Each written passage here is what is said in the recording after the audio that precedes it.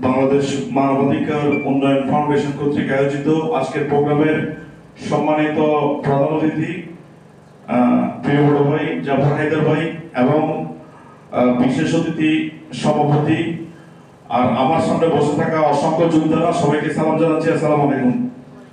সর্বপ্রথমে যেটি শেয়ার করতে চাই সেটা হচ্ছে আমরা যে প্রোগ্রাম আসছি এটা হচ্ছে একটা মানবাধিকার প্রোগ্রাম।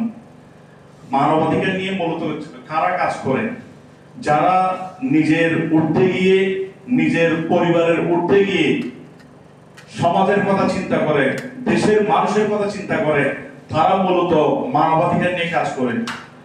সেই মানবাধিকার নিয়ে কাজ করার জন্য মূলত আমরা এখানে কি হয়েছে হাজির হয়েছি। এখন কথা হচ্ছে মানুষের অধিকারগুলো কি কি, সেই অধিকার সম্পর্কে আমরা সচেতন আছি কিনা, আমার নিজের ফাউন্ডেশন ঠিক আছে কিনা। আমি এক জায়গায় গিয়ে একটা মানুষের অধিকারের কথা বলবো, সেখানে আমার ফাউন্ডেশন ঠিক আছে কিনা, আমি সত্যক কথা বললে আমার পেছনের ব্যাকআপ ঠিক আছে কিনা, আমি যথাযথ কথা বলতে পারি কিনা, আমি ছোটখাটো কিছু আইন সম্পর্কে অবগত কিনা, আমি কি বিষয় নিয়ে ওই জায়গায় স্ট্রংলি আমি দাঁড়াবো, এই বিষয়গুলো নিয়ে আমরা সচেতন কিনা। এই জন্য আমি সর্বপ্রথমে বিনীত রিকোয়েস্ট করব, আমরা এই মানবাধিকার ফাউন্ডেশনে যারা আছি তাদেরকে ওয়ার্কশপ স্টাইলে আমি বলবো যে কিছু ক্লাস হচ্ছে কিছু ভিডিও টাইপসের ক্লাস বা বিভিন্ন ভাবে প্রশিক্ষিত করা, আমরা কি কি সেক্টর নিয়ে কাজ করব এবং আমরা এই যে মানুষকে সচেতন করব অথবা বিভিন্ন সমস্যার ক্ষেত্রে আমরা স্ট্রংলি ওখানে কি করব দাঁড়াবো, এই স্ট্রংলি দাঁড়ানোর ক্ষেত্রে আমরা কি কি বিষয়ে দাঁড়াবো এবং আমরা যথেষ্ট পরিমাণ ব্যাকআপটা পাচ্ছি কিনা, নাকি ওখানে আমাদেরকে নাজেহাল হয়ে আসতে হবে। এখন একটা বিষয় হয় সেটা হচ্ছে আমরা যখন কোন একটা থানায় যাই, কোন একটা নেগেটিভ বিষয় ফেস করতে যাই, যখন বলি মানবাধিকার এর সদস্য, তখন কি তোরা খুব নেগেটিভ চোখে দেখে ব্যাপারটা, অথবা অনেক জায়গায় পাত্তা দিতে চায় না। তাহলে আমরা স্ট্রংলি ওই জায়গায় দাঁড়াবো, এই জায়গায় আমাদের ভিতগুলো আমার মনে হয় আমাদের অনেকটা শক্ত করা উচিত।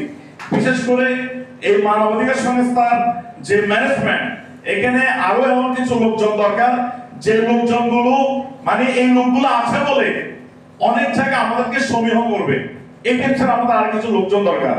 পাশাপাশি আমরা এখানে ইনঅ্যাক্টিভ ক্যাটাগরি যারা আছি তাদেরকে অনেক জোরালোভাবে অ্যাক্টিভ হওয়া দরকার, যাতে করে আমাদের অ্যাক্টিভিটিসটা কি হয় ব্যাপকভাবে সম্প্রসারণ হয়।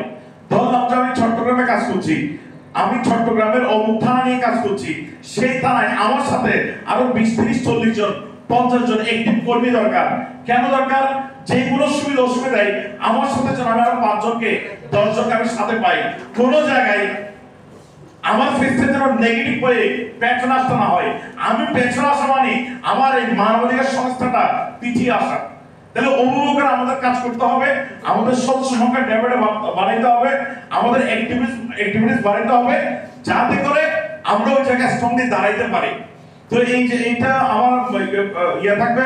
আর পাশাপাশি যে বিষয় বলতে চাই সেটা হচ্ছে যে আমরা মানবাধিকার সংস্থা নিয়ে কাজ করছি, মানুষের জন্য কাজ করছি, মানুষের অধিকারের জন্য কাজ করছি। আমরা আরো জোরালোভাবে ওই অ্যাক্টিভিটিস গুলো কি করব, কন্টিনিউ করব। যেখানে দেখছি সমস্যা সেখানে আমরা ঝাঁপিয়ে পড়বো, যেখানে দেখছি মানুষকে প্রবলেম তৈরি হচ্ছে সেখানে আমরা ঝাঁপিয়ে পড়বো, যেখানে দেখবো বাধা সেখানে আমরা কি করবো ওদেরকে সহযোগিতার জন্য কি করবো এগিয়ে যাবো। তো প্রত্যেকে ভালো থাকবেন, আগামীতে ভালো কিছু হবে, সেরা কিছু হবে, এই প্রত্যেক শেষ করছি। আসসালামু আলাইকুম।